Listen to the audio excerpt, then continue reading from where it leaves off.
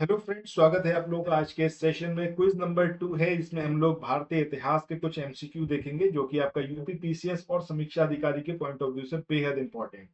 सबसे पहला क्वेश्चन आपकी स्क्रीन पर है। इसमें पूछा गया है कि निम्नलिखित में से किस स्थल से हड्डी के उपकरण जो थे वो प्राप्त हुए थे। यह चोपनी मांडो है, काकोरिया है, या फिर हम कहें तो काकोरिया, या फिर मैदाहा, या फिर लेखिया। तो सही आंसर क्या होगा आपका? मैदाहा। अब मैदाहा की लोकेशन की बात कर लेते हैं। तो लोकेशन क्या है इसकी? प्रतापगढ़, उत्तर प्रदेश में। हड्डी और सींग से निर्मित उपकरण यहाँ से प्राप्त हुए। जय नारायण पांडे जी की एक बुक है जिसका नाम है पुरातत्व विमर्श। इस बुक में मैदाहा, सराय नाहर और दमदमा, इन तीनों ही स्थलों से हड्डी के उपकरण और आभूषण प्राप्त होने का उल्लेख जो है वो किया गया है।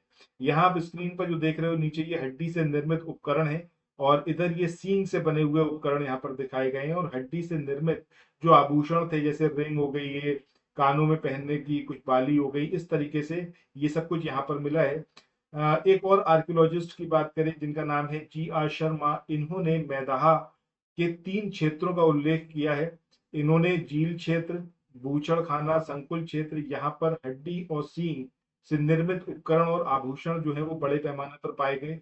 इसके अलावा जो आपका कब्रिस्तान निवास क्षेत्र है। तो 3 अलग अलग पार्ट में जो है मैदाहा की लोकेशन प्रतापगढ़ में जो है उसको इन्होंने डिवाइड किया। नेक्स्ट क्वेश्चन की बात करते हैं। यहाँ पर पूछा गया है आपसे कि हड्डी से निर्मित आभूषण भारत में मध्य पाषाण काल के संदर्भ में कहाँ से प्राप्त हुए। ठीक है, तो ये लोकेशन आपको बतानी है कि कहाँ से ये प्राप्त हुए थे। अब इसमें आपको बताना है कि ये पैसरा है, मैदाहा है, लेखिया है, या फिर चोपनी मांडो। तो सही आंसर अभी हम देख चुके हैं, मैदाहा।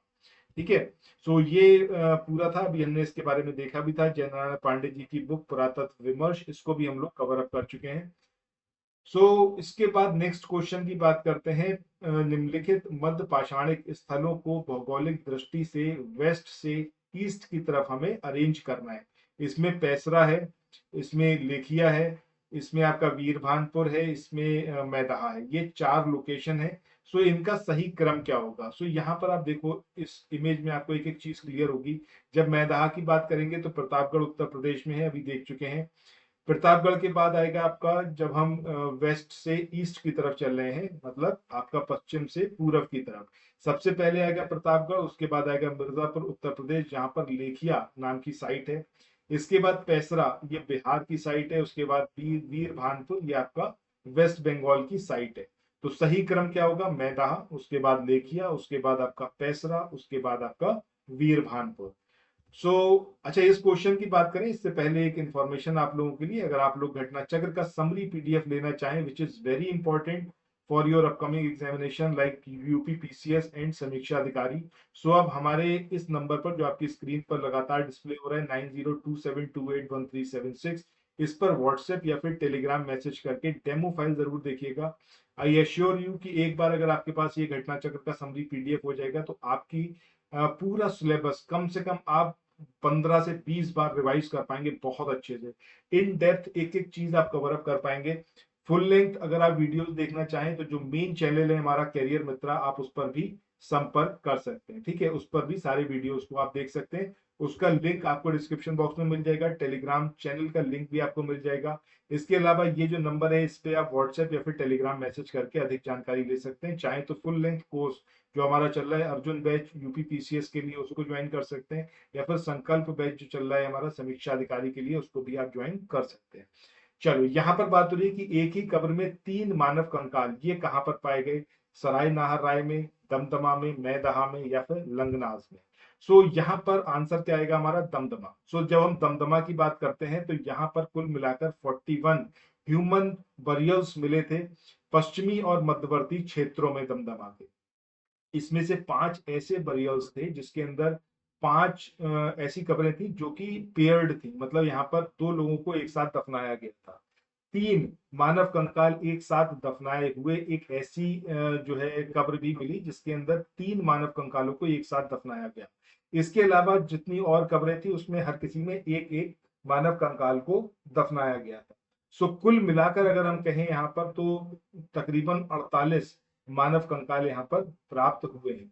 अच्छा, यहाँ पर एक चीज मैं आपको और क्लियर कर दूं, जैसे आप यहाँ पर देख रहे हो कि ये जो 41 मानव शवाधान प्राप्त हुए, ठीक है। सो अगर मानव कंकाल की बात करोगे, नंबर ऑफ मानव कंकाल की, तब ये 48 है, ठीक है, क्योंकि 41 तो कब्रें मिली हैं, ठीक है।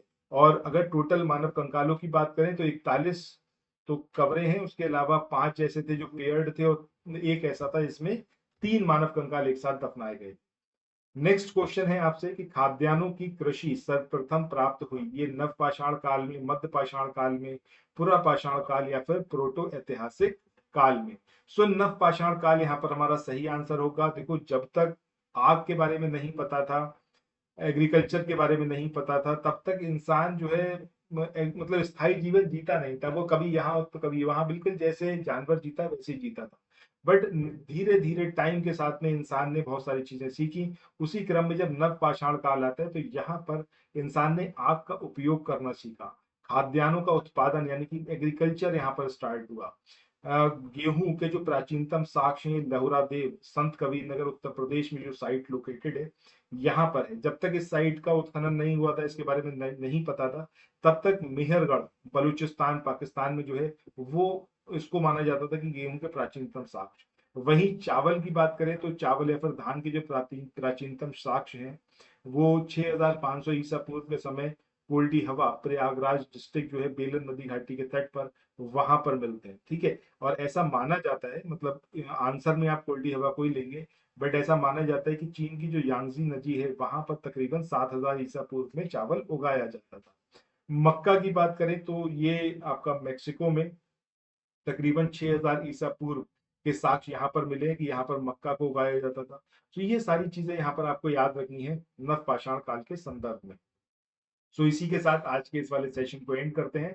आपको ये सेशन कैसा लगा आप लोग कमेंट सेक्शन में बताइएगा। जैसे जैसे आप लोग पूरा वीडियोस देखने लगेंगे, वैसे वैसे नंबर ऑफ क्वेश्चंस भी हम हर एक वीडियो में पढ़ाने लगेंगे। चैनल को सब्सक्राइब करिए, जितना जल्दी हो अपने फ्रेंड्स में भी सर्कुलेट करिए लिंक को, और सारे लोग जुड़ जाइए। एक ही पर्पस है, समीक्षा अधिकारी और उत्तर प्रदेश पीसीएस में आपकी सफलता सुनिश्चित हो। करियर मित्रा जो होम चैनल है उसको भी आप ज्वाइन कर लीजिए, जो मेन चैनल है। इसके अलावा इस चैनल पर आपको एमसीक्यू देखने को मिलेंगे जिस तर्ज पर आप देख रहे हो। और ये वीडियो कैसा लगा प्लीज कमेंट सेक्शन में जरूर बताइएगा, साथ ही लाइक का बटन जरूर प्रेस करिएगा और अपने फ्रेंड्स में भी शेयर करिए। सो थैंक्स फॉर वॉचिंग, मिलते हैं नेक्स्ट वीडियो में, बाय बाय।